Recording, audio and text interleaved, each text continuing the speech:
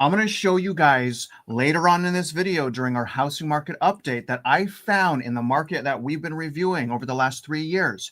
I found a property with 75% wedge that is well under 2019 values. I am going to own the roof over my head within 1 year. You guys heard me say it. And welcome back to Real Estate Mindset. Happy Tuesday. This is going to be a great show today. We're going to go over a market update, mortgage update, housing market update. We're going to watch a few videos, and we're going to read pages 9, 10, and 11 of the Amicus Brief. Because remember, you guys, we want you guys to understand what's really going on underneath the hood with the independent school districts, because that awareness will hopefully breed support to, as you guys see from this new logo in the background here, abolishing property taxes. And having said that, I love you guys, and it's nice to see you. There's P Nice. It's nice that you finally made it, P Nice. I've been missing you. Fuzzy. Fuzzy, I've been seeing your comments, Fuzzy. Fuzzy wants us to try to figure out how to get him a refund, Mitch, from all of the property tax fraud that's been committed against him. So you can't blame him for that. Also, Ty, good morning, Ty. Like to hear his comment here. So Ty, just like me, 4 months ago when Mitch said, hey, there's a downdraft in silver, it went down to $29. That might be a good opportunity to buy in. Me and Ty bought in to silver, and now silver has skyrocketed. Thank you for that tip, Mitch. Really appreciated that as well. And let me go to the top here. Austin, nice to see you, buddy. Look at Rodney. Rodney, I don't know what mood you're in today, but it's nice to see you, brother. Chris is here as well. Good morning, Chris. And there's my man, Vovo. Hey, Vovo. And that's my new thing. When I see you on the comment, I'm just going to say, hey, Vovo. Always nice to see you guys so much. Good morning, Becky, as well. We're going to get started. Carbone, also nice to see you. Really interesting profile picture there, that owl. I'm not sure what that means. He caught me off guard with that owl. I've been watching too many documentaries on ancient civilizations and Three-Eye Atlas, so that hit me. Now, before I begin, we get started on the market update. Good morning, Mitch. How are you today? Just watching what's happening in precious metals, and it's breaking history. There's no doubt about it. But one must understand that it's not mom and pop that are pushing these prices of precious metals. These are institutions and our central banks doing the buying. And it's gotten to the point where they're actually using options under the hood, and they're selling puts and requesting delivery of the physical. And that's an indication as to what is happening with regard to what we're talking about on the school district bonds, and what we're talking about how it affects mom and pop. In other words, the system is imploding. The precious metals are the symptom of what it is that we're seeing. So just understand what we're in for.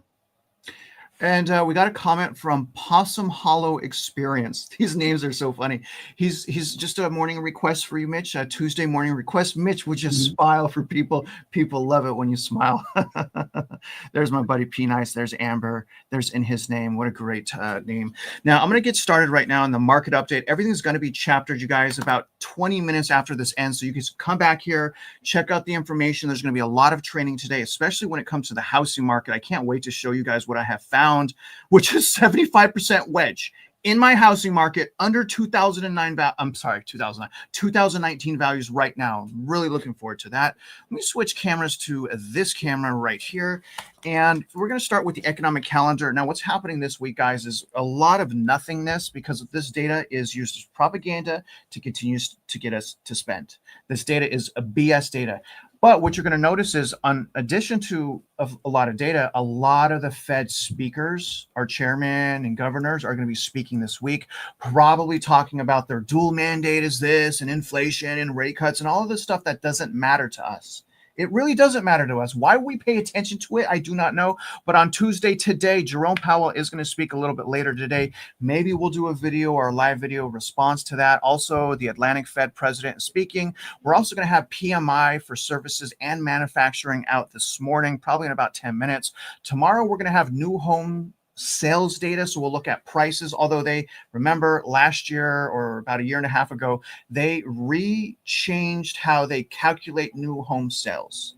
So they completely redid the data and completely flipped the narrative upside down. So they're doing that to us. I don't ever want you guys to forget that. And on Thursday, more Fed speakers, initial jobless claims come out, and the GDP third estimate comes out on Thursday as well. Again, more Fed speakers, but I'm also interested in existing home sales. It's going to be interesting to see what happens there. Friday, personal income, personal spending, and PCE comes out. Now, let's look at the market and let's look at assets. Assets, what am I talking about? Let's look at the indexes, and we're going to look at the 1 year return. All right, so we're going to compare the 1 year return on our housing market report and update on Saturday. So we're going to do it on Saturday as well. We'll look at the 1 week to see how each of these performed over this week. But the Dow is sitting at up a little bit, 0.3%. But over the last 1 year, I was actually surprised to see this because it's making some headway. But the Dow is up 1 year, 10.2%. Okay, so the Dow is going to be up the least of all of the things we're about to look at. So Dow's up 10% over the year.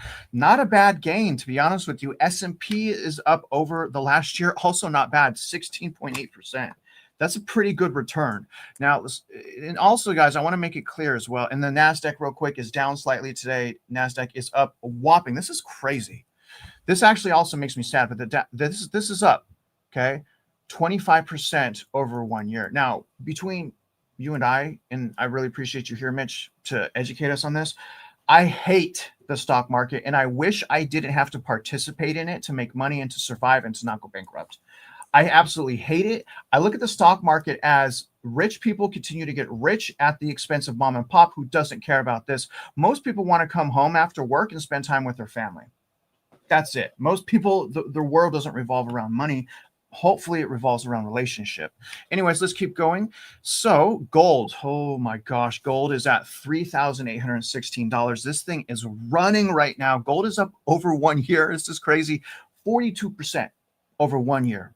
Mindless rock, also a biblical rock, 42%, massive return with gold over the last year. Let's take a look at silver. My gosh, guys, holy smokes. New record on silver as well, sitting at $44.66.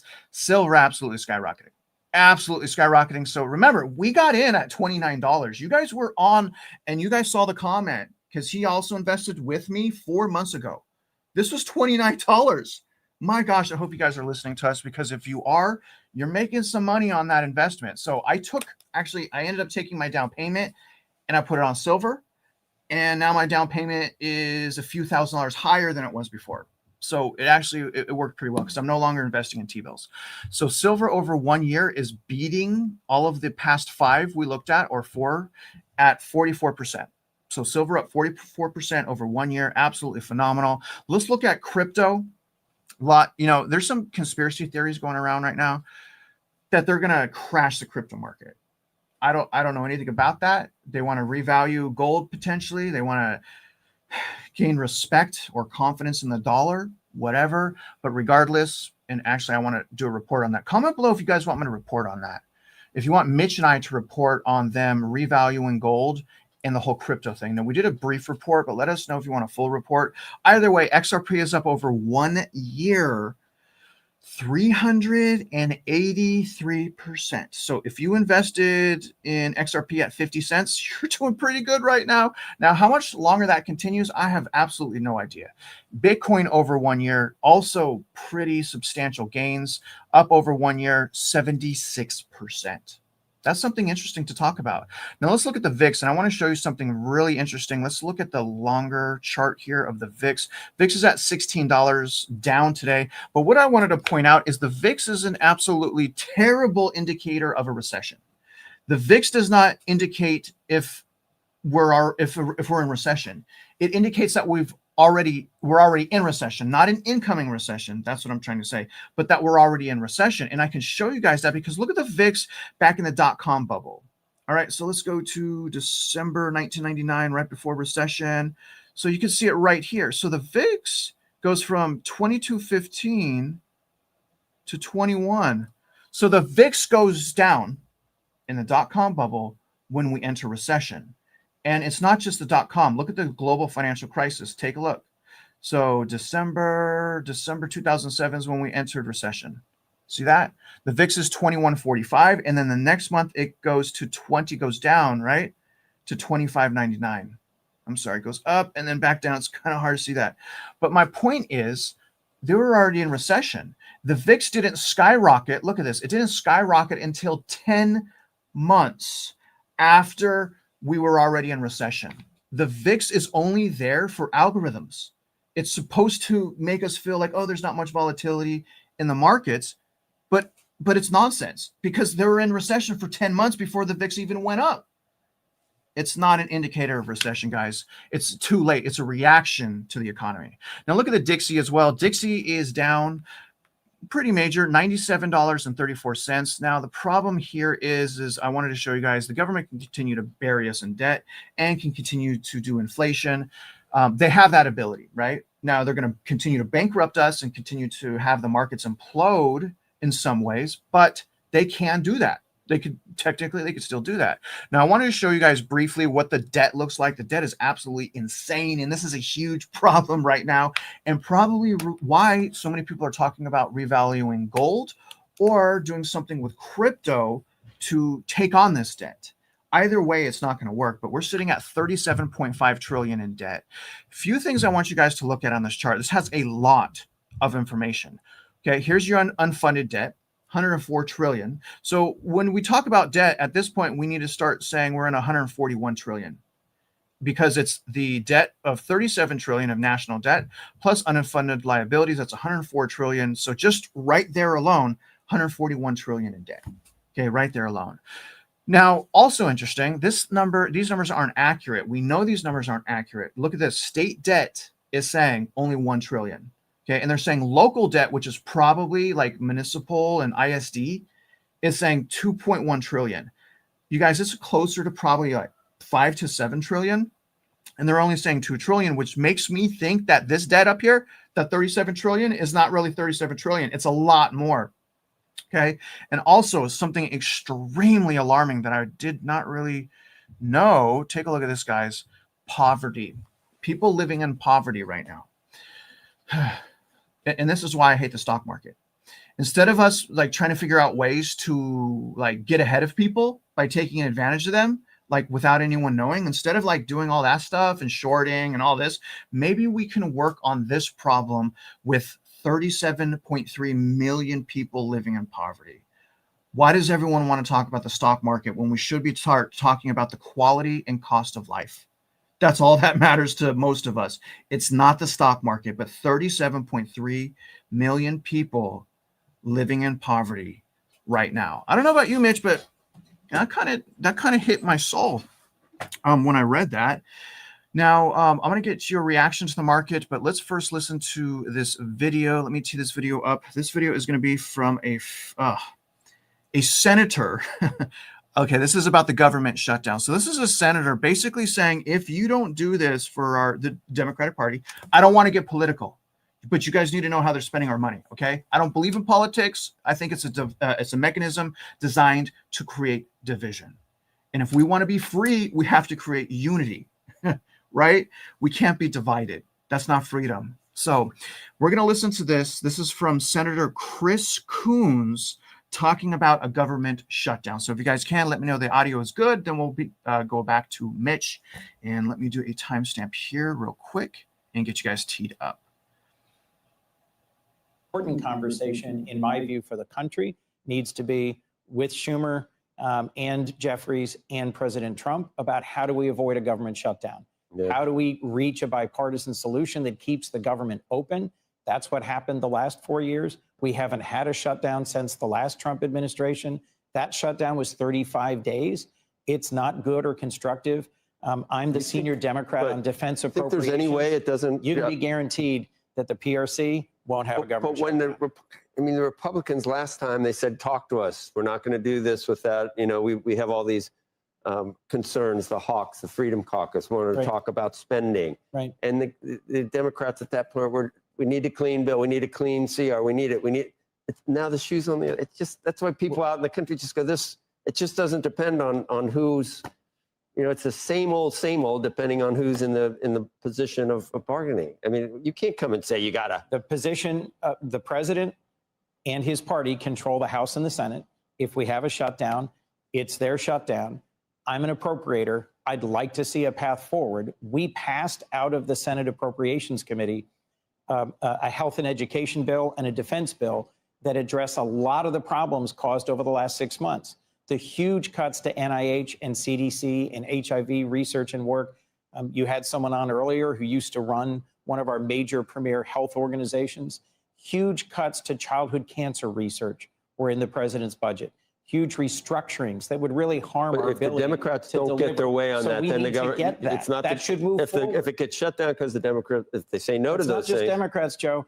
That came out of committee. I know, but if 26-3. you don't get The your way on this, Republicans you'll voted if for it. Democrats don't get their way on this, they will shut down the government. If what's been happening, which is the president and his cabinet keep taking big bites out of different parts of our government, keep canceling and cutting and shutting down things like the NIH. So you and don't like what CDC. they're doing, but you're shutting down the government because you They're don't like cutting what off they're doing. Healthcare from Okay, right, millions of Americans. but Democrats We are need to shutting it. reduce that Democrats harm are to the shutting it American people. down. It's leverage that the minority party can use, and you think It may should be the good. only leverage we have But to help it will be reduce used the on the harm other to the side. American people from these healthcare cuts. But you think the other side should have that same power to do that, to shut things down when they have the minority power. That's how it's worked out over the. All right, Mitch, you are on mute, sir. I'm going to tee up the amicus. And as I'm doing that, can you go into your reaction to the market? And maybe if you see any magical investment opportunities, can you tell us what those magical investment opportunities are if you see them? A couple of things with regard to the comment on VIX. So the VIX, the VIX, is based on the volatility of the options on the /VX futures, which are looking at the volatility 30 days in advance from where it is today, based on the Black-Scholes formula, which requires volatility from which to gauge the value of the options. So when people say, well, the VIX is down at all-time low, it's not the VIX is the issue, it's the options, and the options is much bigger than the VIX. Second thing is, when Travis says that he hates the stock market, one must realize that the stock market is necessary because companies need to gain access to funding. The problem is that there are legit stock issues and non-legit stock issues. So just like everything, there's good companies, there's bad companies. Those who are playing in the stock market, obviously, if you're putting your money at risk, caveat emptor, buyer beware. With regard to coons, let's put it this way. If their lips are moving, they're lying. And they're lying to paint a divisive narrative. So if you refuse to deal with, and we've experienced this, Travis and I, directly with politicians, if you refuse to deal with the underlying costs of what is causing the problem, then everything coming out of your mouth is nothing more than for purposes of manipulating the public. That's a fact. You've got to get down to what is causing these problems in order to fix them. And with regard to the taxes, obviously, we did that in the bill, but getting politicians to read one paragraph, one 5-page document is damn near impossible.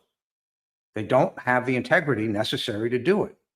And that's the problem. So that's one of the reasons, frankly, why I don't watch news. I've stayed away from it for years. I haven't watched news since September 11th. Interesting. We don't want to. I do want to talk about that, but we're not going to talk about that. And we're going to move on to page 9 of the amicus real quick. Let me put that on the screen. I got the timestamp here, and let me switch cameras as well. All right, so here's the amicus. Now, last week where we left off was the importance of this case. Okay, so, all right, so we are here, right? 9, 10, and 11. So we're going to read 9, 10, and 11. And this is going to start to get really good, you guys, because it's going to start really explaining what the true problems here are. So we're on number 7 of the importance of this case, and this is going to get, again, really good. Okay, so here's the doctrine, Patel, and the constitutional dead zone. So here's the issue, and it's going to be easy to understand, so just follow along with me. We really appreciate you guys, okay? So here's the issue. It's whether the Texas Property Tax Code's requirement that fraud claims be funneled exclusively through the Appraisal Review Board.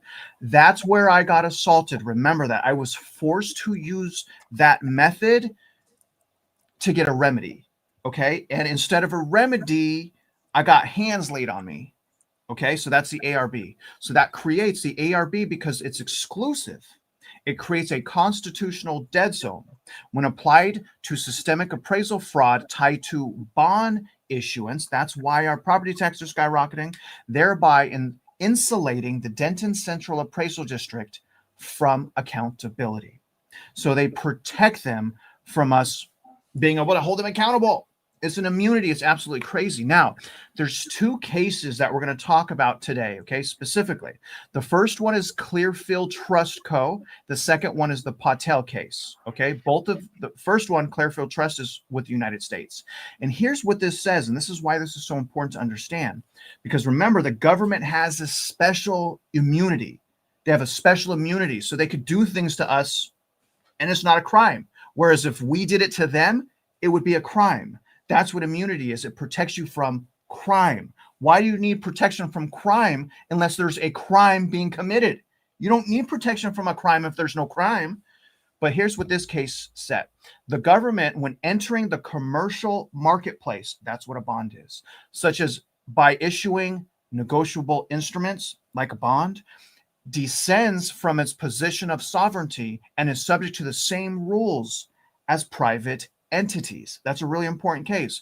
Now, the Patel case forbids the legislator from creating a constitutional dead zone, a statutory scheme that recognizes injury, but forecloses meaningful judicial remedy. Okay, so we don't have the ability. This is what the fight is. We are struggling just to hold them accountable for committing fraud against millions of people. And actually, we're even struggling to hold Steve Friends accountable for assaulting me. This whole thing is shocking to me. I never thought this was even possible. This goes on. The Supreme Court of Texas invalidated regarding how they ruled on Mitch's case because they said, no rule here. This is over. Mitch is saying, no, you're wrong. You need to send this case back down to the lower court. It is the lower court's judicial responsibility to hear this case. Okay, so that's what we're asking here. We're saying, Supreme Court, give this back to the lower courts. And you're wrong. So, application of DCAD's inflated property valuations serve as the financial foundation for school district bonds. School district bonds. This is the problem, which are commercial instruments marketed to an interstate commerce. By supporting this bond issuance process, DCAD, or any central appraisal districts, operates as a market participant, not merely a sovereign regulator. They are participating in the scheme. They're not regulating like they're required to.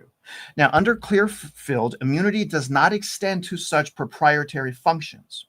Yet, under current Texas tax code provisions, taxpayers alleging fraud are confined to ARB proceedings. But here's the problem that we want you guys to understand. Okay, so we got a fraud problem. We are legally required to bring it to an ARB. Now, I made 3 protest video, and you guys saw each time I brought up any claim of fraud whatsoever, I was attacked and surrounded and had the cops called on me twice, and then I was trespassed. So I can't talk about fraud with these people because they lack, as this points out, they lack to adjudicate fraud. They lack, they're doing constitutional violations, lack jurisdiction, security law claims. Their role is limited to routine valuation disputes. So that's the 4. They don't have the ability to understand what fraud even is. This mismatch creates the very kind of dead zone Patel condemned, a recognized legal wrong without an adequate judicial forum for redress. Okay, so hopefully that was simple. This is a complicated thing. That's page 9.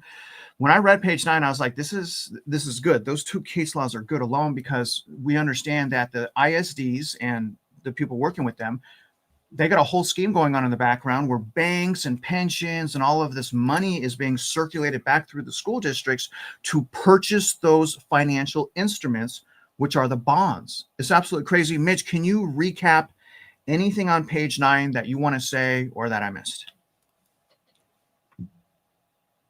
I want to point out that everything we've done in this amicus is directly reflective on the rest of the United States. It's applicable to the entirety of the United States.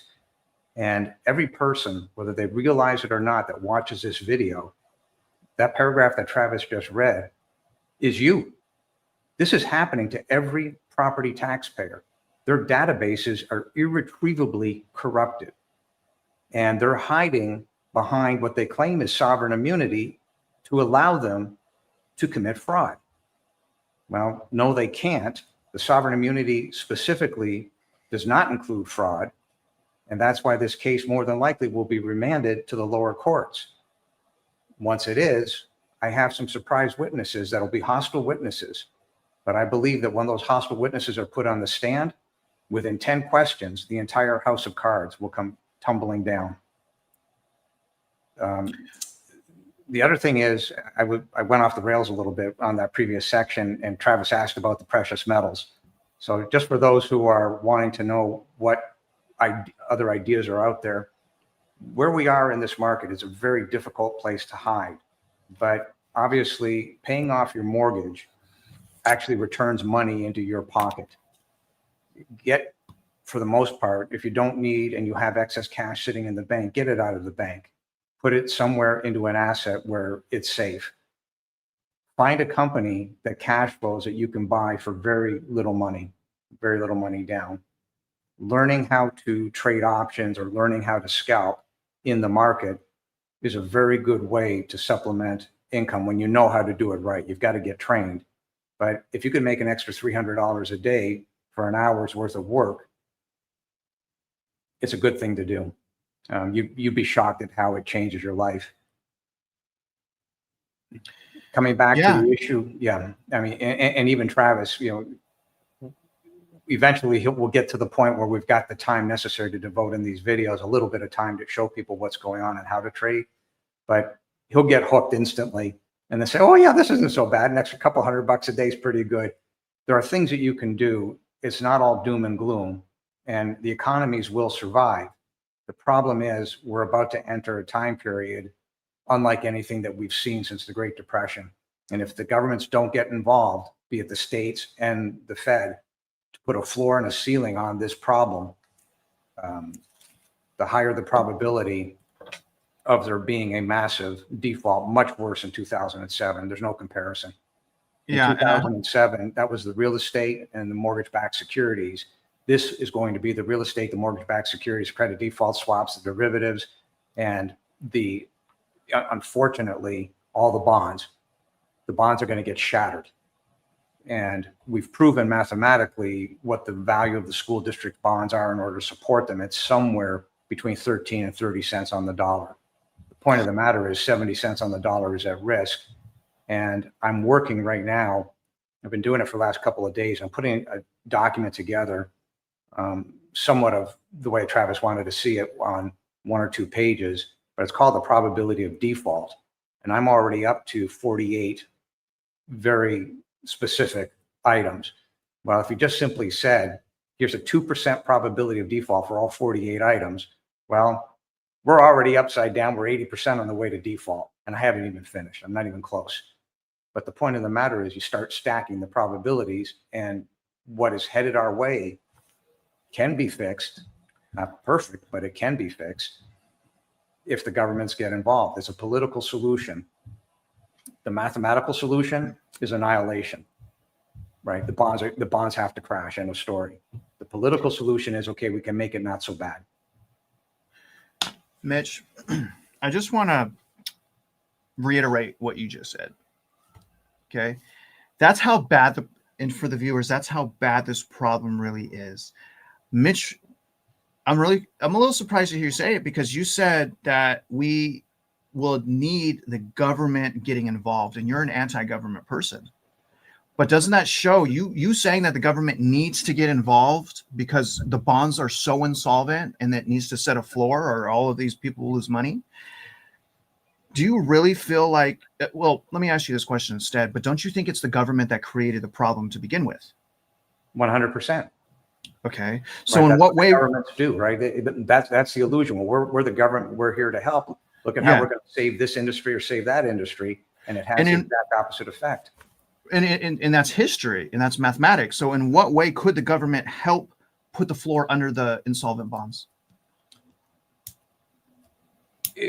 let's speak specifically of the 5.1 trillion in approximately outstanding fraudulent school district bonds. The attorney in Washington went to work on that because he realized that the banks require all cash reserves to be held 60% in the form of bonds.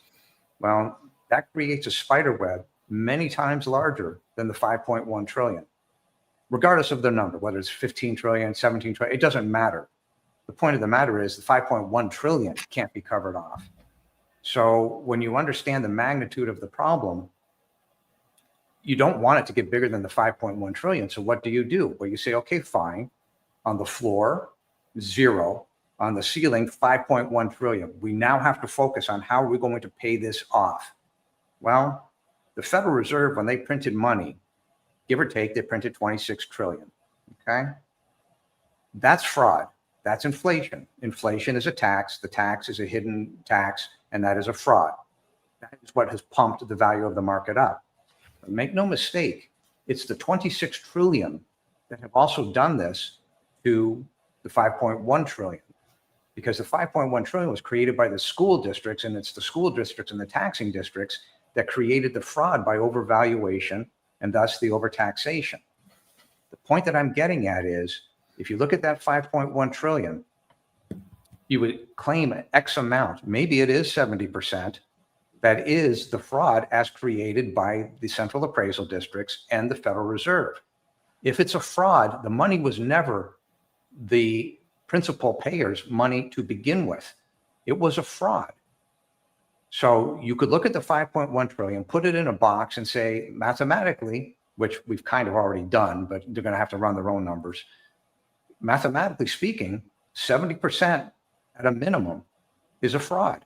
Well, therefore, those people who invested the money, you may luckily get back your principal or a portion of your principal. You will not get back what is the fraud on the backs of mom and pop, which was printed by the Federal Reserve. Therefore, all the fraud has to come out of the system. That's the point of putting a floor and a ceiling on it. You deal with it with the idea of protecting the principal, but the profit, you're not going to get it. A lot of people are not going to like that solution, but the not doing anything could be a much worse situation. Now, the worst situation is complete annihilation and 0. Well, yeah, that would be pretty bad. Now, Fuzzy Booger, that's such a funny name, Fuzzy Booger. If my kids were here, they would be laughing right now. Any new plans on Austin tax protest in March? I got to tell you, Fuzzy, we have to be, it's been very frustrating. We have to be extremely careful, because if we call for a march in Austin and very few people show up, we're going to look like clowns, for lack of better words. Maybe that's the wrong word. So we have to be very careful. And the reason why we haven't called any dates yet is we don't have anyone for the people. We only have the people. We don't have any politicians that will join us in this rally and spearhead this. We've reached out to Doc Chambers. We reached out to several senators in Texas that are supposed to be trying to abolish property taxes, and no one has taken us up on any of these offers. It's absolutely heartbreaking. Because they just want to get elected, guys. They don't understand the problem. And if they don't understand the problem, they can't create a solution. It is what it is. Let's go on to the mortgage update real quick. So we're going to switch now. And I'm going to show you guys some wild stuff on the mortgage update. I got some good stuff planned for you guys. Let me remove this comment real quick and switch here. Now, here's the mortgage update. You guys, again, once I get to the amortization schedule, I'm also going to go into a payment schedule to calculate taxes and insurance. And I'm going to show you how much we really pay towards owning a home versus renting. You guys are going to be blown away, because I've never really added property taxes and insurance and PMI. So again, you guys are going to be blown away. But right now, the 10-year is sideways. The 10-year treasury is what we should be watching if we're watching mortgage rates. So the 10-year corresponds with the 30-year fixed rate mortgages. Okay, that's sideways right now. Now, as far as the interest rates, they're now over 6%. Again, when we look at this right here, which is your FHA, conventional 6.35%. If you listen to what I say, you have good credit, you shop your loan, you guys should, and I'm not a financial advisor, okay, but a lot of people should be able to get roughly, this is what I've noticed in my personal situation, a half a point lower than what you see on the screen.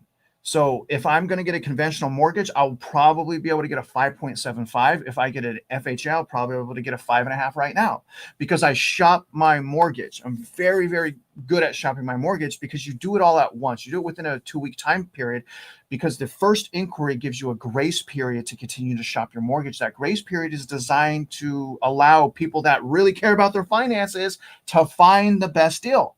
So there's a built-in grace period to help you find the best deal when it comes to a mortgage. So in other words, find the best deal and make sure you're getting that deal. Okay, let's keep going. I also wanted to show you guys, here we go right here. So again, this is where they cut the federal funds rate right here. And you guys see that mortgage rates went up. Okay, so you see that this is FHA going up right here. Now, I also wanted to show you what happened last time they did that. So last time they started cutting interest rates, remember, interest rates, residential mortgage rates skyrocketed. You see that in the black line right here, all the way up to almost in the 7%. Okay, this is FHA, conventional hit 7. So what I'm trying to show you guys is it's possible that the Fed has no control over residential mortgages or very little control over residential mortgage rates. And it's probable that they're going to go up again, potentially into the high 6%. Or at least what I want to point out here is that's what happened last time. You see that in the black line. That's all I wanted to show you guys there. Now, I want to blow you guys' mind. I constantly say two most important things when it comes to purchasing a home is number one, your subdivision or comparable analysis. You have to do the comparable analysis. I'm going to show you guys that here on our next segment, 75% wedge. I'll show you guys that the next segment. But the number two most important thing is understanding how the debt works, the mortgage works. If you understand how it works, you can really separate yourself and you can really remove yourself out of the system, God willing, because I know the cost. I know they made that really hard. And a lot of our dreams and hope is dead. And I know we got to rekindle that, right? But here's what I wanted to show you before we look at property taxes and insurance. We're going to take a loan amount of $500,000 over 30 years at today's conventional interest rate of 6.35%. And the first thing I want you guys to understand is at a loan amount of $500,000, I'm paying back $1.1 million. So if we were to compare and we were to say that when we rent a house, 100% of our payment goes towards rent, well, what can we say here?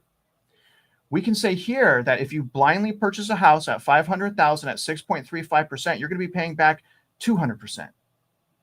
You pay back 1.1 right here. So if I'm renting, oh, I'm so foolish. Shame on me.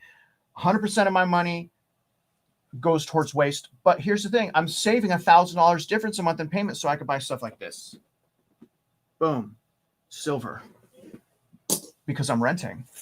I don't own. I rent.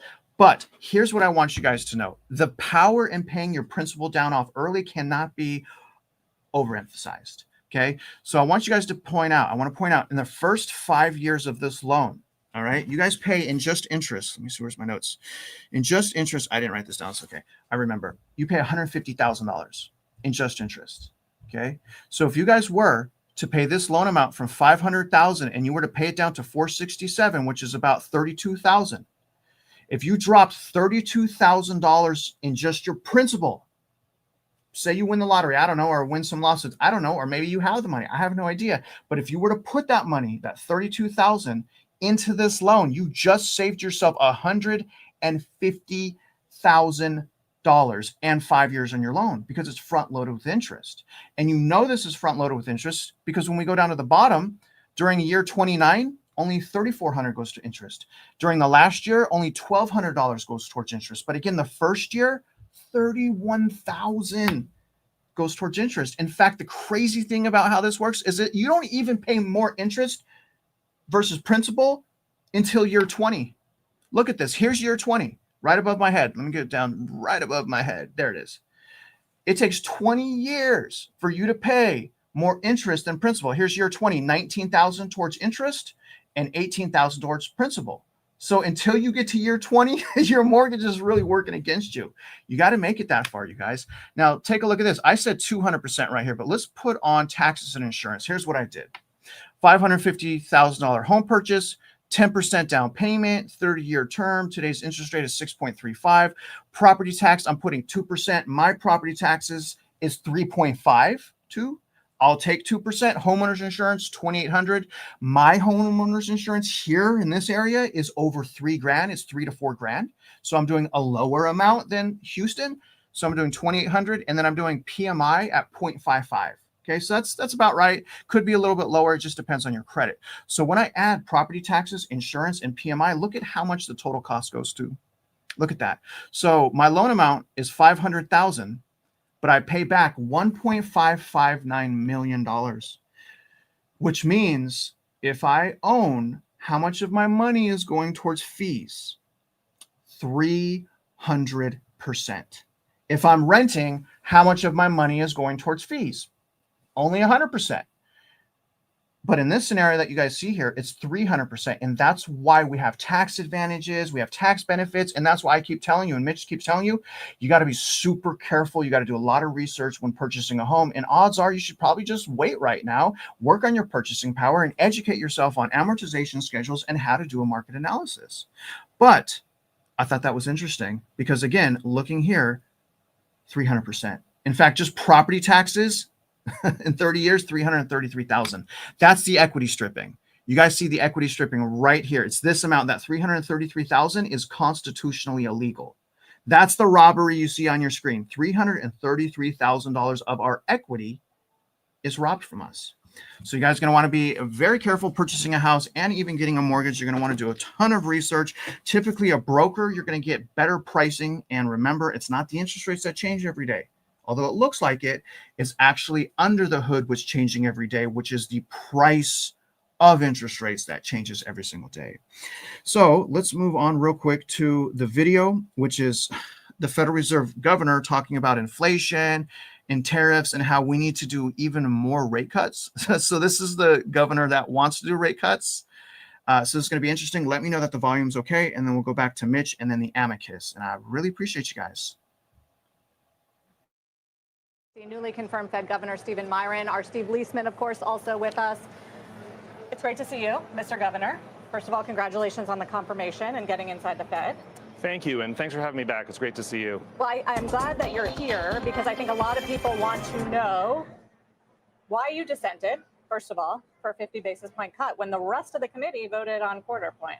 Yeah, of course. Look, you know, let me first state that I speak only for my own views and not for anybody else's whatsoever. But I think I've got a differentiated view on a number of counts. First of all, I don't see any material inflation from tariffs. I see no evidence that it's occurred. In my opinion, if you look at import-intensive core goods, they've inflated at no faster a rate than overall core goods, which is not what you would expect to see if you thought tariffs were driving inflation higher. You'd think imports would be differentially inflating at a higher pace. The second thing I'd say is that there's no discernible trend difference between core goods inflation in the United States versus that in other countries. And again, if I thought that tariffs were driving any material inflation in the United States, I'd look for evidence the United States somehow stuck out. But it's not just tariffs, right? We still have inflation that is above the Fed's target. So you can understand why most of them wouldn't be that excited about cutting further with that kind of scenario. No, of course. And again, I have a differentiated view. In my opinion, the changes in border policy in recent years have been significant inflation drivers. And think about it this way. The supply of shelter, the supply of homes is relatively fixed in the short run. You can't just, pick houses off trees. They take a while to be built. And when you have big population shocks, it moves around the price of shelter. If you add millions of new immigrants into a country in a short period of time, it's going to drive shelter prices up. And then if you close that border, and then you have negative net migration, and there's been reports thus far that 1.5 million migrants have left the United States just in the first half of the year this year. And so that's going to have a very disinflationary effect. And so I'm expecting that to exert quite a lot of disinflation. So you weren't just an outlier on the voting, but also on the dot plot, which we got. And we made a graphic of just how the dots look. Most of them expected either one more cut this year or two more cuts this year. And then there's an outlier, that bottom dot that wanted to see 5 cuts this year. Was that you? That was me. And let me say something very clearly. This coming Monday, I'm going to be making a speech where I'm going to give a full accounting for my economic views and walk through in meticulous detail the economics and the arithmetic behind getting to those numbers. And it's too big for, people usually write these dissents, and the dissents are, like a page long, right? I'm going to walk through a lot of economics and a lot of arithmetic and a lot of math, and that's going to take a full speech to do. So we're going to get a full accounting of that on Monday. With Prime Big Deal Days. All right, guys. So before I go to Mitch, I wanted to respond to a couple comments, excuse me, about refinancing. Now, here's the thing with refinancing. It is a sucker's game for most people. But if you're able to reduce your payment at the same time that you reduce your amortization schedule, and it's not that much in fees, possibly it's a good thing. But the thing I'm really trying to explain to people is you got to look at your amortization schedule. If you're refinancing from a 30-year to a 30-year, odds are it's not the best thing. It just really depends on your situation. It depends how long you've been paying your current loan. If you've been paying your current loan for 11 years, it's probably a really bad idea for you to refinance it to a 30-year. You probably don't realize how much you would doom yourself by doing that. So you got to pay attention to how long you've been paying your amortization schedule. And even if you wanted to refinance to shorten your amortization schedule, you don't have to do that. You can put more payments to your principal to turn a 30-year loan into a 15-year loan without having to refinance the whole thing. And don't forget, to refinance can be 3 to 4 points. So your loan amount is going to go up. And that's the other thing about doing that. So it does depend for sure, but usually it's a sucker's game. Usually, and if you're just refinancing because rates go down 1% and you're re-rolling into a 30, horrible idea. Generally, 99.9% of the time, horrible idea. You need significant savings on your payment and not to have been paying your loan down that long. Because again, if you're paying it down 10 years, you want to keep that. So Mitch, my question for you, sir, and you are on mute. You are on mute. And I'm going to tee up the Amicus page 10. But where do you see residential mortgage rates this time next year and why? The residential mortgage rates versus the Fed funds rates, up, not down, up. So the risk in the market is what will denote the risk or the value, the pricing of the interest rates. The risk is unquestionably up, not down. So what the Fed is doing, or under the pressure of the administration, by saying we want lower interest rates, that's only half the story. That's because the lower interest rates affects the federal government's ability to borrow its own money. So the lower the interest rate, A, the more money they can borrow in theory, B, the lower the cost of the carry of that outstanding compound interest that they've been paying on, which is shown in our deficit of 2024 at 1.8 trillion. And right now it's about 1.97 trillion. For 2025. So the Fed has it, and the federal government has a different reason to want the interest rates lowered. But that doesn't mean that the banks who are going to provide the money for the financing for a single family home are going to agree. The reality is they probably won't agree. And you've seen that already play out in the last 2 weeks. The Fed drops it a quarter basis point. What happens? It goes up on the residential side because the implied risk in the market is to the upside, not the downside. Yeah, I like it. I like it. And I forgot to ask everyone, what did you guys think about the 300% if you get a mortgage? Like 300% of your money goes towards like fees and taxes and insurance and stuff like that. So again, next time you hear someone that is so oblivious to what's really happening that says, hey, if you buy a house, because if you rent, 100% of your money is going to go towards rent, just roll your eyes and laugh at them and understand that you know more than them, which is good, especially if you're in the market to purchase. So let's go to the Amicus now. Let me do the timestamp in the Amicus, and I'm going to try not to stutter. Oh my God, I hate stuttering so much. These are some pretty fancy words here, Mitch. Pretty fancy words indeed. And you guys know, sadly, I didn't go to college. Did you guys know that? I didn't go to college. I learned math instead, and I learned real estate. So a little embarrassing, but let's go. Okay, so here's page 10 of the Amicus. Hold on to your seats, guys. Stay along with us because we need you to understand how they're frauding us. Okay, so here's a continuation. By entering the bond market, DCAD or any essential appraisal district acts as a commercial entity subject to liability. So they're operating commercially, but also with immunity. Think about that. And they're frauding us. And they're getting away with frauding us because they have immunity. Think about that. By channeling fraud claims into an inadequate ARB process. Remember, they interrupted me every single time, called the cops on me. They surrounded me in the room anytime I mentioned the word fraud. We have the proof on video. It's inadequate. The ARB doesn't work. They're not even capable of it. The Texas legislature has created an unconstitutional remedial dead zone. Okay, here's the conclusion. Okay, while petitioner has not invoked Clearfield or Patel, these doctrines illustrate why remedy is essential, as is change and as is your help. By the way, Monica, if you're watching, I got your email. Thank you so much for writing that letter to the Texas Supreme Court, Monica Murritt. Thank you, Monica. Clearfield confirms that entities like DCAD lose immunity when their violations underpin commercial bond transactions. Get it? And first of all, why are they doing this when schools are supposed to be about education? Why are they doing that? Why are they allowed to do this? Patel confirms that statutory exclusivity cannot constitutionally foreclose judicial remedies for fraud. Together, they underscore that ARB exclusivity produces an unconstitutional remedy gap, and that this court must ensure meaningful judiciary review of the fraud alleged. So they're not even giving him a chance to speak his case. They're not even giving him the opportunity to talk, guys. The bottom line, there are significant Texas constitutional issues involved, and also our like the U.S. Constitution, particularly in regards to open courts, due course, equal and uniform takings, and the separation of powers.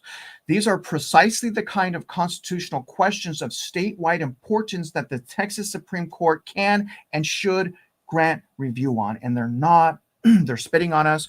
Now, questions presented. Okay, so he has a few questions presented: the open courts guarantee and the due course of law. And we're going to read this last page here after our real estate updates. But before moving on to our real estate update, Mitch, do you want to kind of give us a roundabout, if maybe I missed anything, on page 10 of the Amicus? No, you hit it dead on point. I mean, the bottom line is that they are acting in a commercial capacity. When they reach out, they being the central appraisal districts, which are controlled by the school districts, it's the school districts that raise the bonds. Well, you're dealing not in the state world with the bonds. You're dealing in the federal world with the bonds. And that is why the attorney in Washington is meeting with the SEC in Washington, because the Texas bond program itself is insolvent. Although it may have $57 billion in cash as compared to what we believe is the outstanding fraudulent principal today of roughly $606 billion, it's a spit in the ocean. It isn't going to cover anything. It can't cover it in either direction. It can't cover off those who paid into the bonds, which are mom and pop, right? Because it was sanctioned according to the law, which is a whole other issue. But it also can't cover it off from the other side for those people who bought the bonds. So whichever side the government, the state wants to say, well, we're on this table here or we're on this table over here, it doesn't matter. The money doesn't exist to pay off the bonds. That's the problem.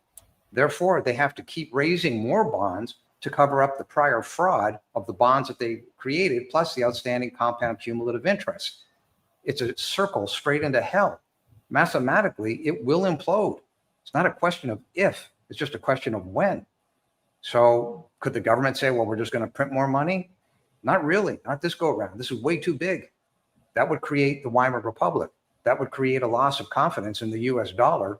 And that would send the globe into a tailspin, which is why I keep saying the way to fix this is that the state and the federal government have got to get in a room and say, okay, we screwed up. We'll admit it. Now we got to figure out how we're going to fix it. And the fix is to get the fraud out of the system. Get it back down to the point where, frankly, you could even look at it this way. If your property value lost 50% of its value today, do you realize that simply puts you back to where the values were 5 years ago? From 5 years ago to today, they claim that the housing value went up 100%. That is not possible in math. That is not possible in law under USPAP, Texas Property Tax Code, Texas Constitution, US Constitution. It simply isn't possible. that points that they have created fraud. And then when you see the document that I'm working on, and we'll get it out shortly, okay, I'm now up to 58 points of fraud. So they can't get away from this. The probability of default is 58 points. It's going to implode. That's the point of all this. And that's literally what Travis was just referring to in those paragraphs. You must hear the case on the fraud. You must remand the case based on the fraud. Otherwise, you're sanctioning fraud, just like the Attorney General for the state of Texas. Yeah, but they got immunity, so who cares? So get it, right, guys? Yeah. Get it? We can't do it. It's so provable. We have so much evidence, but it's really difficult to pierce immunity. So we're going to move on to the housing market. I'm going to show you guys I can find a home under 2019, just like what Mitch just said. Hey, people are going to lose 5 years of their equity. Mitch, they already have. There's people that already lost all of their equity, even going back before 2019. So I'm going to show you guys that. I'm going to show you it's under 2019, but I wanted to give a quick shout out and thank you to the Italian Stallion, aka the Gangsta Banksta. You're a loan officer. I think you're a loan officer. If you're a loan officer, what does LLPA stand for? Test question. What's LLPA stand for? When new bond debt is issued out by the voters, what percentage do you think is interest versus actually going to the schools on average nationwide? But first, this is what I want to say about this comment is, so a lot of these bonds require like over 50% of people vote yes, right? But not 50% of people vote. So you can have 10 or a small amount of people turn out for voting. And as long as that small amount of people vote and more of them vote yes than no, they pass the debt on to everyone. It should be, the rule should be over 50% of residents have to vote yes, not of voters that come out to vote. It's absolutely insane. Now, here's the situation from what I've learned, because this is complicated. The actual percentage is going to usually be on the bond election notice. And the last bond election notice that I looked at, which was Godly ISD, it showed 5% paid over 20 years. But the thing is they just keep changing it. So they'll reamortize it for 40 years. And so I don't know, Mitch, do you want to respond to this? I would say 4 to 5% is probably what it is, but it's a compounding interest. So if you look at the real interest, it'd be 200-300%. What is your response here? It's a complicated answer, so just bear with me for a second. But the interest that's being paid is being paid on the outstanding compound cumulative interest plus the increasing compound bond debts, because the bond principal itself has never been paid off as far as we can see, at least in the last 24 years. So they say they'll roll the bond up and they'll roll the interest rate out. And that's why you've got, like in the case of Frisco, that started off 24 years ago at 100 million, now sitting there at roughly 4.3 billion. That's how fast this has grown. And the problem is that the interest, the outstanding compound cumulative interest, is now many times greater than the principal. But the next level down on this is what they call the INS versus the O&M. So the O&M is the operations and maintenance, and the INS is what is supposed to be the pay down of the principal and the interest. The problem is that isn't happening. So I want to invert your question just to make one point. We have made demand on this exact issue. You, the school districts, must give us a bond schedule that shows here is our demand for the bond by the line item, and here is the money that went to pay off that demand for that line item. And frankly, that's one of the points that I've made in the upcoming probability of default. It's important that the public realize we can't get it. There's no notes to the balance sheet. There's no sources and uses. There's no line item of the demand for the bond versus the fact that that line item has been paid for because there's no check register. This is what the Attorney General has said. Well, we're not the repository for the documents. Well, I've got something up my sleeve for the Attorney General. So the point of the matter is that one question by the Italian Stallion, it leads to a cacophony of problems for the state itself, state comptroller, the state auditor, the state attorney general. They are in fact aiding and abetting a criminal conspiracy to defraud. They are in fact aiding and abetting RICO. And we have 318 pages as of yesterday of evidence to back it up. And those 318 pages lead to over 1,100 evidentiary documents. What does the government have? Absolutely nothing. We have immunity. They hung their hat on immunity. It was so bad in the prior courts, they couldn't even defend against our claims. They just simply said, we have immunity. It isn't going to fly. Well, look at this comment. And we talk about this. Look at, aren't the external auditors are supposed to audit the bonds? Talk about the auditors, Mitch, quickly, if you can. Okay. Who's auditing the auditors? Do you realize that we wrote a document, which was the same document that we sent to the Attorney General? It was sent to the Texas State Auditor. Are you aware of this? The response was crickets. The point of the matter is, it really does come down to one document on their side. Do they have a probability of default? Yes or no, Mr. Attorney General? If you didn't do it, why didn't you do it? You knew there were problems. He's going to say, well, I didn't know there were problems. Well, that's a bald-faced lie. We know that because A, we've submitted the documents. Mr. Mashburn has submitted the documents. There's over 35 criminal complaints that I know of sitting at the DOJ right now outlining these problems. There's no way on this planet they don't know.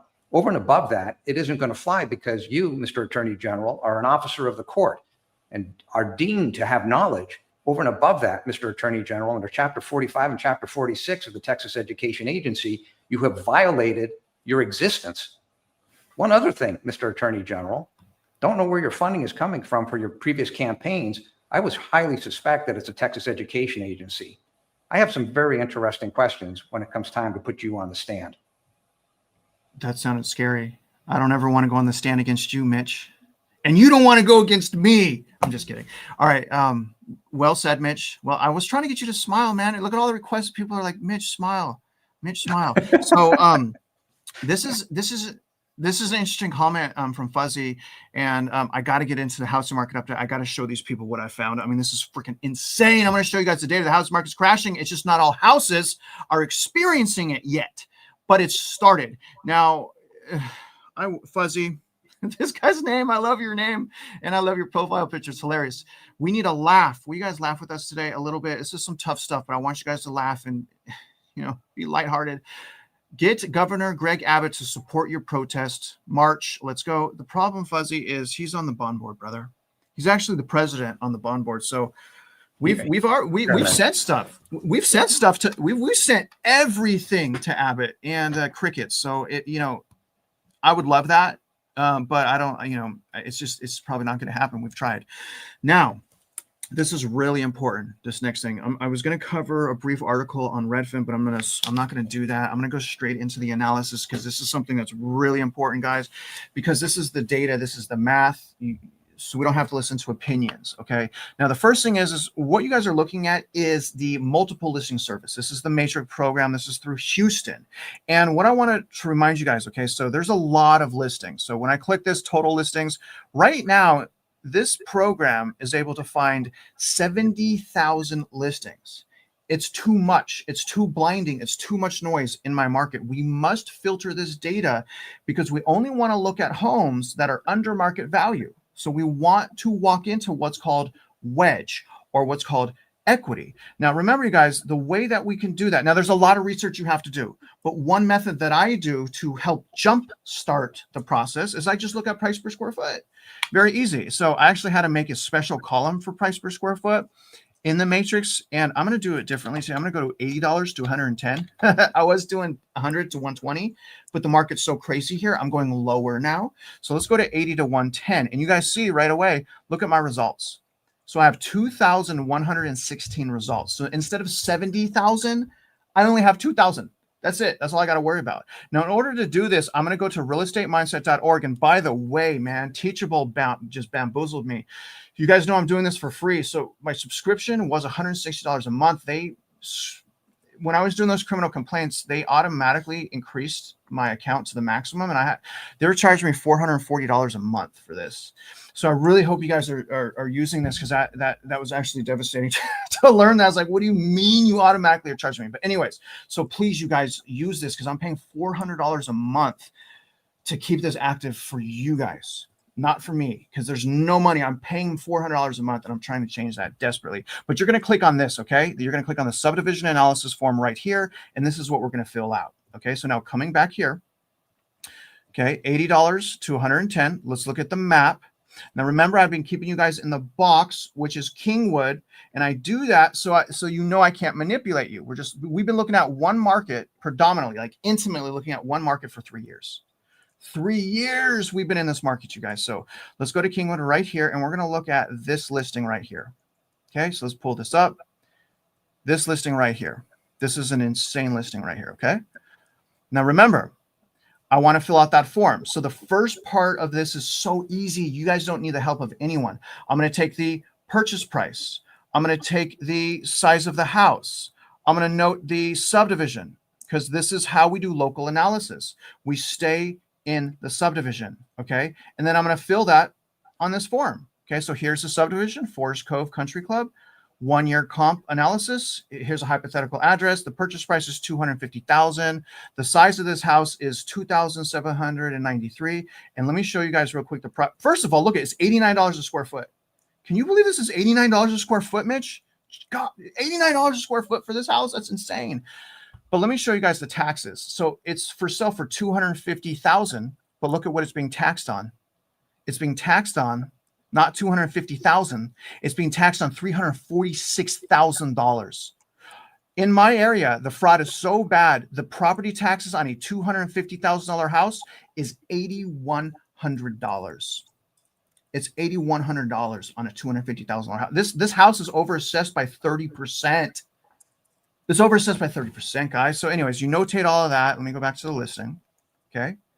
And again, we want to now do an analysis on this property here, on this subdivision here. Okay, so Forest Cove Country Club. So I'm going to go back here, and we're going to do an analysis on that subdivision, and we're going to calculate what the price per square foot was. Okay, so we're going to look at only sold property, because only sold properties is what we did, is supposed to be what determines value, not a fraudulent software, but just this. Okay, so sold homes for 1 year, and then I put the subdivision here, so I only want the subdivision sold homes. That's interesting. Okay, let me go back here. Oh, man. Luckily, I wrote the subdivision on here, so I'm just going to copy and paste this. Okay. Go back here. Paste it on the subdivision. All right, here we go. So, let's see. All right, so it gives us 4 matches. Let's look at the results. Now, it's only given us 4 comps. And remember, I don't want to look at every single comp, even if it's in the subdivision. I want to find houses that are as close to the size of the subject property as possible, which are the only 2 is the bottom 2. This one's 2,200 square feet. My subject is 27, so it's about 500 discrepancy. This first one's 1,800 square feet. The subject property is 27, so it's a difference of 900. So I'm only going to use these 2 bottom ones. I'm going to add them together and essentially divide by 2, because there's only 2 comps, which gives me a price per square foot right here of $157. Okay, now that was the hardest thing to do. Once you have that number, you can calculate so many things. So I'm going to go back to the form. I'm going to put $157 right here. Now I can calculate my wedge. That is how easy it is. And by the way, this is gross wedge, because you may have to improve the property. There's moving expenses, but all I do now that I have the $157, that's the average price per square foot over the last year. I take the $157 and I multiply it by the size of the house, which is it's almost $2,800. Can you believe how cheap this house is going for? Which gives me a market value of $438,000. Okay, so I subtract now the purchase price of $250,000. That gives me a $188,000 wedge right now. I'm going to put that, so when I take the $188,000 and I divide that back into the purchase price, let's see how much wedge we have. Boom. I just showed you guys a property with 75% wedge. 75% wedge right now. Now it's 42% if we take the $430,000, but taking the purchase price, we have 75% wedge. What? That's crazy. So 75% wedge right there. Now, okay, I want you to remember this. Okay, so this was what, 89 cents a square foot. Now I'm going to show you guys that this is under 2019 values. Okay. Because the proof is in the pudding, right, guys? You can trust me. I'm asking you not to trust me. But if you want to trust me, you verify, and this is how you verify. I'm doing the verification. You could do it yourself, but this is how I'm doing it. So I'm going to look at the same subdivision. See? And I'm only going to look at sold property from 2019. So I'm going to go to January 1st of 2019 to December 31st of 2019. For that subdivision, I'm going to remove active. Okay. So that gives me only one match. So let's look at the results here. Look at this. In 2019, in that subdivision, look at the size of the house. It's almost similar to my size, right? 2,700 square feet. We're comparing it to a 2,500 square feet home. In 2019, $94 a square foot. In 2019, I just showed you that. 2019. They're selling their house for $89 per square foot. This is under 2019 property market value. It's under 2019 market value. These people have lost all of their equity, all of their opportunity to be homeowners. They now want to move. And by the way, quick shout out, go to here, please, guys. I pay $400 a month. My God, it's too much money. This is it. Now, if you want to learn how to use that form, you take the how to do a market analysis. If you want to learn, if you like know nothing about the housing market, take the home buying masterclass. All of it's for free. I have 20 years in this business, you guys. I'm a realtor and a loan officer. I put everything into that class. Take it. I showed you guys 2019, under 2019, 75% wedge, also being overtaxed by over 30%. You saw that. The cash flow may not be there, but the wedge is certainly there in my market. Mitch, any advice you can give to someone that is trying to sell their house, at least in my market where there's a plethora of inventory that's not selling? What advice can you give a seller that's in that situation? Well, the sellers are going to end up having to sell at whatever the market value is, willing buyer, willing seller. That part's easy. What's interesting, if you take a look at the facade of that house, realize what you could do with it. That is very interesting because you could put a metal roof on it. You can assume the roof is shot.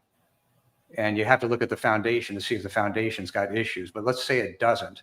Let's say the roof is shot and the facade could be modernized with a little bit of paint and a little bit of rock work. Then all of a sudden, your real cost of that house is not $89 a foot. Your real cost is $62 a foot. Because you would look at the land and say the lot is worth roughly $60,000 in today's market, which let's just run with that number. Well, that brings your cost down to 62. Put a new roof on it, put some new bathrooms in it, put a wood floor in it, update, modernize, and you've still got room to play. That's why that particular house works. I mean, that's a pretty decent facade. It's a one-story, garages up front. You may not like the front approach, but a little bit of landscaping, little bit of handwork, it's not bad. New roof, new facade, poof, and you still got a lot of room to play. There's your profit. The room to play is your profit. Honestly, this is a good one. If I buy this house, I have to pay 6 months of rent. So I'm not, but this has wedge. You know, I could take a little bit of risk here. I could be a little bit safe and I can fight the taxes eventually, right? So the taxes are out of control, but eventually next year I can fight to bring that assessment value down by 100,000 hypothetically. And that will reduce my mortgage payment by probably $300, depending on how much the tax rate is. So you could do a lot with this, but look at the condition of the house. It's just plain vanilla. That's fine. Plain vanilla is fine. Look at that. I mean, it's just carpet. It just hasn't been updated. This is exactly what I'm looking. Oh my gosh, there's a generator. There's a generator, Mitch, on the property right there. I mean, you know, you got to do some due diligence. Let me see if the agent said anything on this. For a person who's capable with their hands, this thing's screaming winner. Yeah, that's a good one. So, and it's under 2019 values. Now, let's finish out. We're going to listen to our last video, which are people removing their homes from the market, like sellers, because they're starting to realize you can't sell your home for what you want to. So they're rushing them off of the market in massive numbers. So we're going to listen to that video. Then we'll finish out with the Amicus. So let me know if you guys can, that the audio is okay. And I hope you guys, and we'll have to mute ourselves. Well, I hope you guys enjoy. Last year in South Florida, if you were looking to buy a home, there was very little supply, but lots of demand. Sellers making massive profits off their homes in a short time frame. But today, we're seeing a new trend of sellers taking their homes off the market. And South Florida has the highest rate in the nation. According to Realtor.com, in the month of July for the Miami, Fort Lauderdale, West Palm Beach metro, for every 100 homes posted for sale, 59 of them were removed. And the listings weren't posted for a short time. In the Tri-County area, the average listing spent 88 days on the market, the longest amount of time compared to any other top metro. But we compare that to the national average. For every 100 homes, only 21 are taken off, and the average listing time was 58 days. Now, real estate experts like Brian Garita say that there are two major reasons as to why there are more sellers than buyers in today's market. The first is the cost of ownership, like the cost of insurance premiums and property taxes has risen. And now sellers are at the point right now where they're saying, hey, does it make sense for me to own this property? Let me sell it and try to get the most that I can. And then the other thing is you're just seeing greed, right? You're seeing people that they purchased their home 5-6 years ago. They may have bought it for $300,000, $400,000, and they think that they're going to get $1 million. And that's what the Realtor report indicated. Less than 18% of homes have a reduction in price, suggesting that sellers would rather wait it out than sell. These prices that we're seeing are a product of what happened during the COVID pandemic and with the rush of people coming down here, purchasing homes or relocating. But since we've already had some time after the pandemic, a lot of people who came from New York or other parts of the country who were working here remotely have now had to go back to their home state and go back to their jobs. But the issue is the prices really haven't accommodated. So a lot of these owners that have their homes at these high prices, they see no reason to drop it. So what does this mean for you? Garita says, number one, if you're looking for a place to live, you should consider the rental market as it's sometimes more affordable and you can negotiate price. Number two, if you want to buy a home, look at how long it's been listed. If it's anywhere between 4 to 6 months, Garita says there may be a reason. At the end of the day, you don't know what's going on. There could be a death in the family. They need to relocate. They need a bigger home. And at that point, they may be more open to adjusting their price and making a deal. Which brings us to number three. Don't be afraid to negotiate. Garita says if you have a price in mind, don't overspend and put in the offer you want. Sophia Hernandez, NBC6 News. That was some of the best. I mean, they were missing a lot, but that was some of the best advice I've heard from a realtor in a very long time. He was essentially telling them to be cautious. Now, he should have mentioned the prices of houses as well, right? He didn't mention the house prices, but that's okay. Let's go to the 11th page of the Amicus. Let me get that timestamp on there. And again, if you guys want to send your friends back here or your family or anyone just to specifically go over the Amicus, it's going to be chaptered. And also don't forget, it's going to be linked in the description as well. I'm going to put the Amicus page 11 on the screen. I have so many notes in front of me. So many notes in front of me. I get so, oh, wrong cam. I got notes in front of me. I got different camera directions, computer screens. Oh, all right. So number 3. Okay, well, first, let me read this little comment here. Review board, an entity without discovery powers. Again, he's talking about the central appraisal districts. I'm sorry, the appraisal review boards that don't have discovery powers, subpoena authority, or fraud adjudication competence. It creates a burden so oppressive as to violate this court's standard in Patel versus Texas. I just showed you guys a home that was overassessed from this problem by 30%. It's for sale for $250, can't sell, but it's being taxed at $350, 30% higher. That's insane. That is a robbery, and we can't help them. We have to stand. It really offends me. We have to stand back and watch our community get robbed right in front of our eyes. And if that doesn't make you upset, then you haven't thought about this enough, because any good person that really thinks about their neighbors getting robbed, it's going to hurt them somewhat, or it's going to make them feel a certain way. But anyways, another issue is the equal and uniform taxation. Talking without compensation, we went over that, right? We went over number 5, the separation of powers. We went over 6, the statewide importance, which is school, finance, and bond integrity. We talked about judicial review. Now, we're going to go in on Saturday. We're going to go into the next phase here, which is case references and parallels. So on Saturday, we'll go over 12, 13, and 14 case parallels. Now, I nipped this in the butt, Mitch, because we kind of went over this here. So do you want to kind of sum up anything I left out there before we move on to question and answers? Not so much about the amicus, but I want to point something out. the videos that we do are being watched by the government. So this video will be watched by multiple people inside of the government, more than likely including the state attorney general's office, state comptroller's office. We share everything that we have learned. We hide nothing from the public, being you, the viewers, and we hide nothing from the government. And yes, that includes Mr. Paxton directly and the state comptroller directly. We're not their enemy. In reality, their enemy is their own actions. We're simply a conduit. And we want the state government to work with the federal government to put a floor and ceiling on this before the system implodes. I've been doing what I do for a long time, and I understand the math of this. I understand what it means for mom and pop not to be able to afford the roof over their head or to be able to put food on the table because it's being stripped out by virtue of the property taxes. These topics are very deep. The tentacles are deep, but it affects every citizen. My position is to relay what we have learned, and maybe some politician at some time will take the time necessary to learn and stand up before the inevitable happens. And to that point, all of this evidence that we're referring to, it's available on my website at mockingbirdproperties.com/DCAD. It's available at commonsenselaw.org, and it's available at realestatemindset.org. It's important that everybody recognize who it is that Travis and I are speaking to. That includes the government.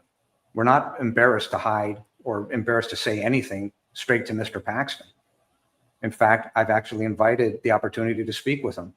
I've invited the opportunity to speak in front of the Texas Senate Finance Committee, State Finance Committee. All 31 people at the same time. Let's have a debate. They won't do it because the truth of the matter is they know they're guilty. The evidence proves they're guilty. Not really the relevant part of the story. The relevant part of the story is you've got to get involved in order to fix it, or in fact, you are hurting your own constituents. That is the part of the story that has ramifications across the United States.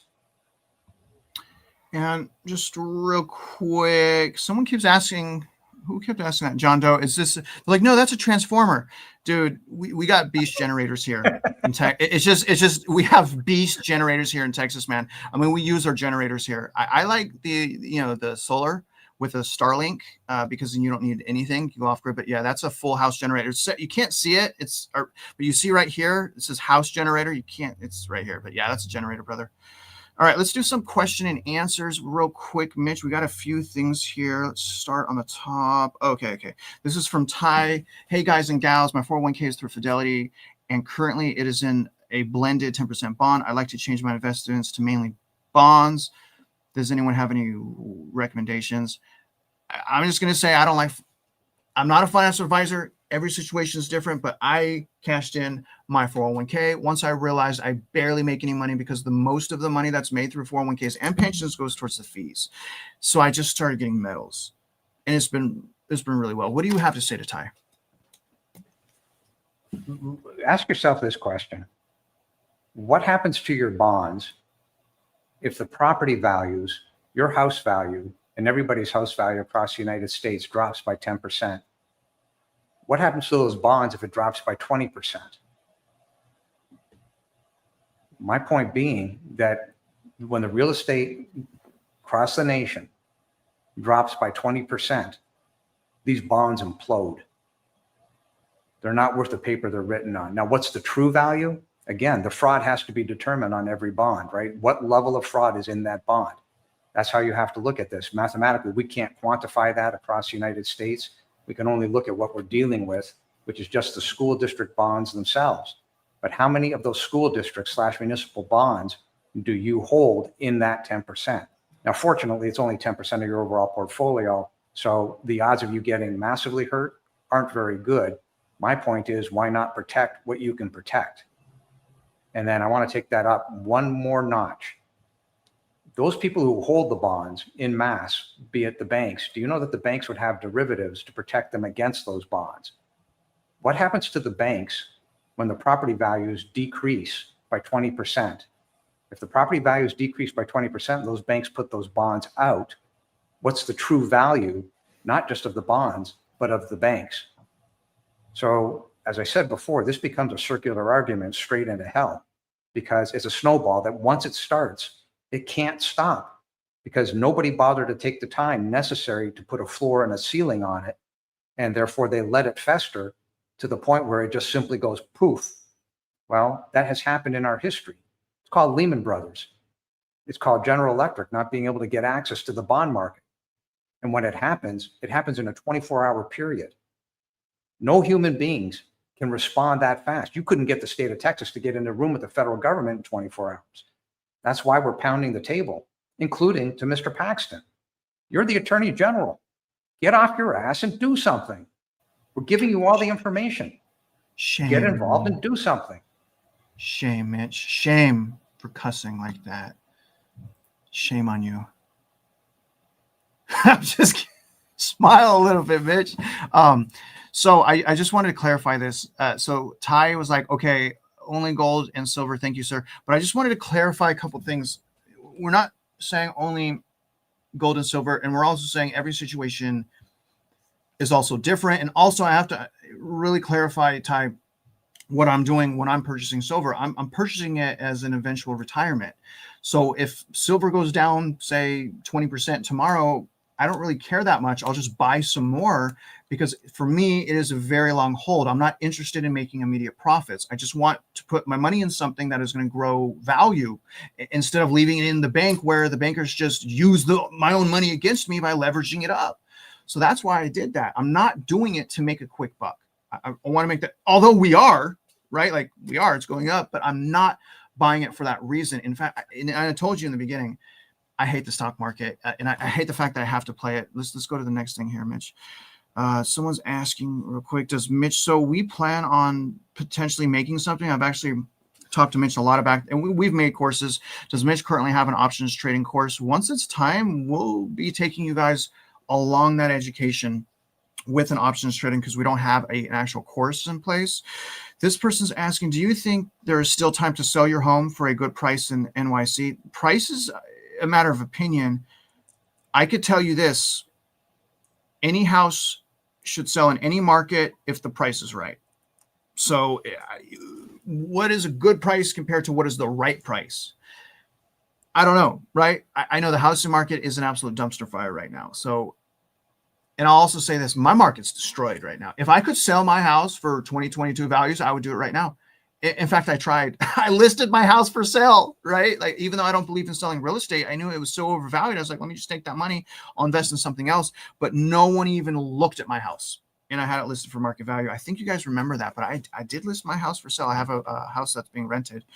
So also, they're saying broker instead of a realtor. So realtors aren't lenders. You got to be really careful, Vape King, and anyone that's listening to this. Do not assume that realtors even understand financing. Most realtors don't even understand how a mortgage works, but unfortunately, most people look up to the realtors as if they know everything. Most people assume that the realtor is the point of contact, right? That's not true. A realtor's job is one thing: to sell a house, to sell a house. That's their only job. That's their legal job. It's in writing. That's what they do. They sell houses. So it's a broker versus a lender. Okay, like a direct lender. Brokers, they don't use their own money. They're just brokering, taking paper, moving it to someone else. And actually, a direct lender does the same thing. They use their own money with like a warehouse line of credit. So they use their own money, but they just sell it in the secondary market. So they make a little bit more money. They pass that extra cost on to you. So it's just that's all I wanted. And then a couple of people were like, refinancing is a fool's game. You start interest all over again. Another realtor with bad information. So yeah, most of the time, to Morning Staples' point, yeah, they're right. But not all of the time, but most people are not refinancing the right way. They're all saying amortization proves refi is a sucker's move. Most of the time, they're right. And then Charles cannot say not necessarily. If you refinance and keep paying the same payments, you'll amortize also faster than it just depends. It depends what the interest rate is, though, right, Charles? And it depends how long they've been paying the amortization down. So it depends. Even this statement, like, so every statement, it depends. And that's the frustrating thing. But overall, we're talking overalls, horrible thing to do overall. In some situations, the smart thing or the right thing to do or the necessary thing to do. This is interesting. Gold revaluation. You think 5K on gold? Exciting. Metals will protect whatever wealth I have now. I've been buying silver since Mitch convinced me. There we go, 4 months ago. All right, that's good. Mitch, do you want to go into why you think that metals, for some people, we have to be careful what we say, is the right move to invest in? And I say that because all-time record highs. Everything's all-time record highs right now. Like you see the price of gold at $3,800 or silver at $45. Like, whoa, maybe I shouldn't invest. But before you answer this, I'm just investing a little bit at a time. If you invest a little bit at a time, it's not as important. Mitch, what is your comment here? Couple of things. The person who asked about the options trading course, no, we're not going to make a course. What we would do is jump into the deep end immediately. So I'm assuming that that person is looking for information on options trading. By far, the best source is tastylive.com. That's for options.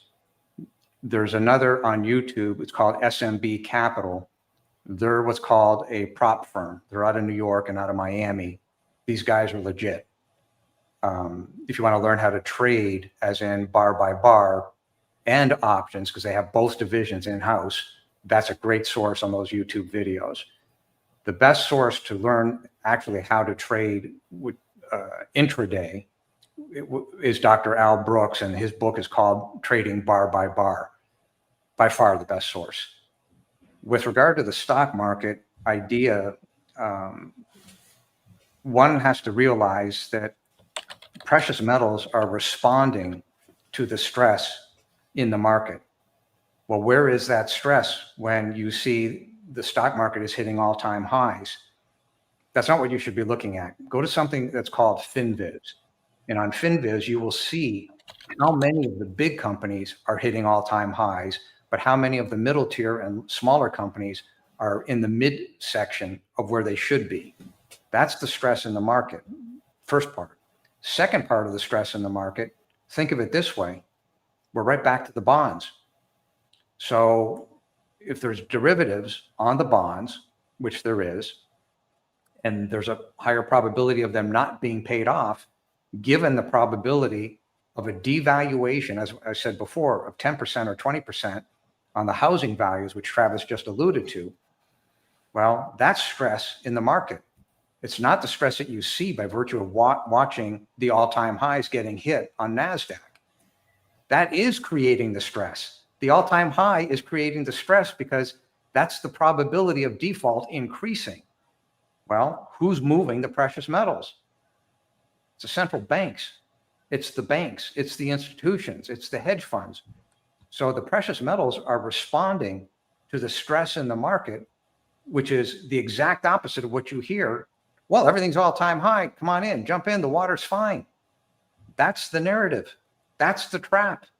If you listen to the mainstream media, you will get your head handed to you. Those people who understand what's going on in the marketplace, just follow the big money, follow the smart money. The smart money is investing in precious metals because they're responding to the stress, whether they want to admit it or not. They're responding to the stress in the market.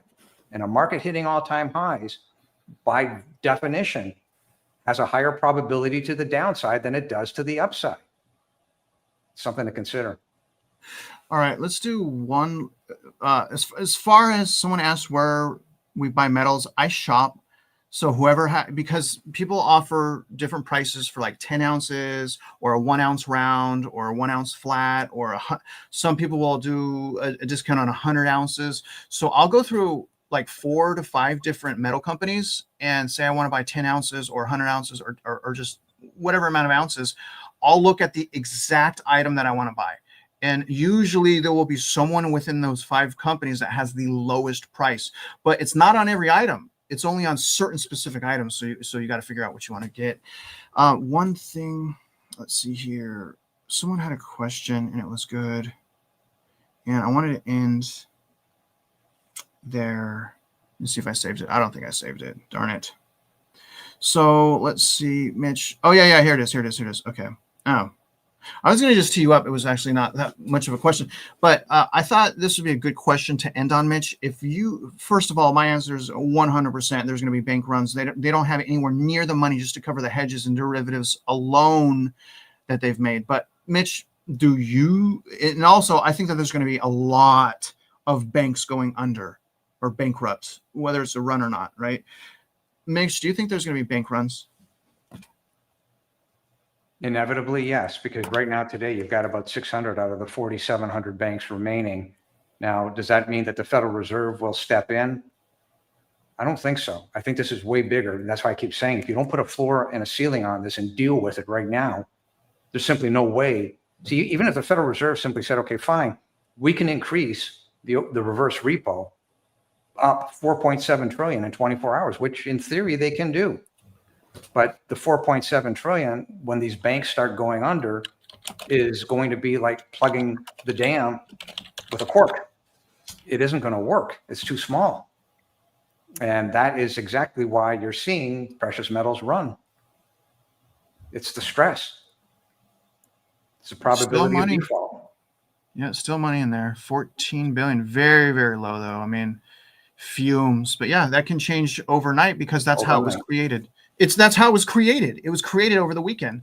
Well, it happened in history. It's called Lehman Brothers, right? They let Lehman go as a symbol to the rest of the banks. Well, we can't rescue everybody. They couldn't rescue everybody back then.